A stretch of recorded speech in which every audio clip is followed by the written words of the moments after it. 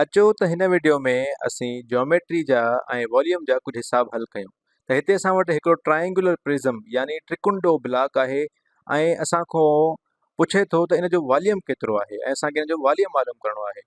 अच्छा, त्रिकुंडो जेको ब्लॉक हूंदो आहे उन जा जेके ओरियां पासा हूंदा आहिनि उहे त्रिकुंडा हूंदा आहिनि ऐं बक़ाया पासा उन जा चौरस हूंदा आहिनि। उन खां अलावा बि असां वटि अहिड़ियूं शिकिलूं हूंदियूं आहिनि जेके त्रिकुंडियूं हूंदियूं आहिनि। जीअं असां वटि एहराम आहे यानी पिरामिड आहे ऐं पिरामिड जो हेठियों पासो चौरस हूंदो आहे ऐं बक़ाया चारि कुंडियूं उन जूं त्रिकुंडियूं हूंदियूं आहिनि। ऐं असां वटि हिकिड़ो ॿियो बि हूंदो आहे त्रिकुंडो एहराम, जंहिंजो जेको हेठियों पासो आहे उहो बि त्रिकुंडो हूंदो आहे। मतिलबु असांजा पंज ई पासा जेके हूंदा आहिनि उहे त्रिकुंडा हूंदा आहिनि। पर हाणे शिकिलनि ते नथा अचूं, असां अचूं था इन सवाल ते त असां वटि ट्रायंगल आहे जंहिंजी जेका बेस आहे, बुनियादु आहे, उहो 7 आहे ऐं उनजी जेका हाइट आहे यानी ऊचाई आहे उहा 3 आहे ऐं उनजी जेका लेंथ आहे, जेका ड्रैग आहे, उहा 4 आहे। ऐं असां खां पुछे थो त इन जो वॉल्यूम छा थींदो। त वॉल्यूम असांखे ख़बर आहे बराबरि थींदो आहे एरिया इंटू लेंथ जे। हाणे हिन में ॾिसो असां वटि छा छा मिलियल आहे। असां वटि हिकिड़ी बेस मिलियल आहे यानी बुनियादु मिलियल आहे जेका 7 आहे ऐं उनखां पोइ असां वटि हाइट मिलियल आहे जेका हिनजी ऊचाई आहे ऐं उहा असांखे मिलियल आहे त उहा 3 आहे ऐं उनखां पोइ असांखे उनजी ड्रैग मिलियल आहे यानी उनजी लेंथ मिलियल आहे ऐं इहा हिनजी लेंथ आहे जेका आहे 4। त असां लिखंदासीं एल बराबरि आहे 4 जे। हाणे असांखे इन ट्रायंगुलर प्रिज़म जो वॉल्यूम मालूम करणो आहे ऐं उन जेके मालूम करण जे लाइ असांखे पहिरियां जेको इहो ट्रायंगुलर पोर्शन आहे इन प्रिज़म जो, उनजी एरिया मालूम करणी पवंदी, छाकाणि त वॉल्यूम बराबरि हूंदो आहे एरिया इंटू लेंथ जे। हाणे इहो जेको पोर्शन आहे इन जी एरिया छा थींदी, छाकाणि त इहो हिकु ट्रायंगल आहे त इन जी एरिया बराबरि थींदी 1/2 बेस इंटू हाइट जे। त 1/2 असां उहो ई लिखंदासीं ऐं बेस जी जॻह ते असां लिखंदासीं 7, छाकाणि त बी असांखे 7 मिलियल आहे ऐं हाइट मिलियल आहे असांखे 3, त असां हुते लिखंदासीं 3।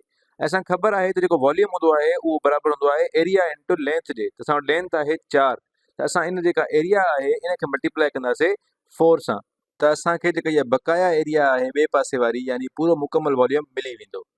त हाणे अचो हिनखे हल था कयूं।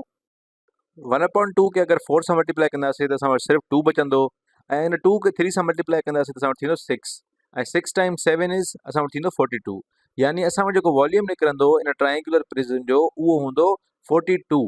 हाणे वॉल्यूम जो जेको यूनिट हूंदो आहे उहो क्यूब में हूंदो आहे, सेंटीमीटर क्यूब, इंच क्यूब या मीटर क्यूब। असां वटि ॿियो सुवालु आहे त असां वटि हिकिड़ो क्यूब आहे जंहिंजी हर कुंड जेका आहे उनजी लेंथ यानी वेकर साॻी आहे ऐं उहा 3 जे बराबरि आहे ऐं असां खां पुछे थो त इन जो वॉल्यूम छा आहे। त मतिलबु इन जी जेका ड्रैग आहे उहा बि 3 जे बराबरि आहे ऐं इन जी जेका वेकर आहे उहा बि 3 जे बराबरि आहे ऐं इन जी जेका ऊचाई आहे उहा बि 3 जे बराबरि आहे। त मतिलबु इहे साॻे ई क़िस्म जो असां वटि मश्क आहे जेका असां पोयों करे आयासीं ट्रायंगल लाइ, पर इहा थोरी वधीक आसान आहे। त असांखे पहिरियां इहा एराज़ी करणी पवंदी इन स्क्वायर जी ऐं एराज़ी बराबरि हूंदी आहे लेंथ इंटू विड्थ जे। त असां 3 खे 3 सां ज़र्ब करे छॾींदासीं ऐं उनखां पोइ असांखे ख़बर आहे त वॉल्यूम हूंदो आहे एरिया इंटू लेंथ जे। त मतिलबु असां पहिरियों 3 खे 3 सां ज़र्ब कंदासीं ऐं उनखां पोइ आख़िर में उनखे लेंथ सां मल्टीप्लाए करे छॾींदासीं। त लेंथ बि असां वटि 3 ई आहे, त इहो जेको परे पासे ॾों आहे इहा असां वटि लेंथ आहे, त असां वटि इहा बि 3 थी वेंदी। त इहो जेको वॉल्यूम आहे असां वटि 3 ज़रबा 3 9, 9 ज़रबा 3 27 थी वेंदो। अच्छा, हाणे इन साॻे 27 खे असां 3 पावर 3 बि लिखी सघूं पिया, मतिलबु 3 क्यूब बि लिखी सघूं पिया, छाकाणि त 3 पाण सां 3 दफ़ा ज़र्ब थियल आहे ऐं असां इनखे 3 पावर 3 जे सूरत में बि लिखी था सघूं ऐं इन करे असां इनखे क्यूब चवंदा आहियूं, छाकाणि त उहो पंहिंजे पाण सां 3 दफ़ा अंगु ज़र्ब थियल हूंदो आहे। ऐं जीअं हिते असां वटि जेको 3 आहे उहो 3 दफ़ा पंहिंजे पाण सां ज़र्ब थियल आहे, हिकु दफ़ो हुनजी वेकर, ॿी ड्रैग ऐं टी हुनजी ऊचाई। त इन करे असां हिनखे क्यूब चवंदा आहियूं ऐं हिते असां वटि 3 जो क्यूब आहे जेको 27 जे बराबरि आहे।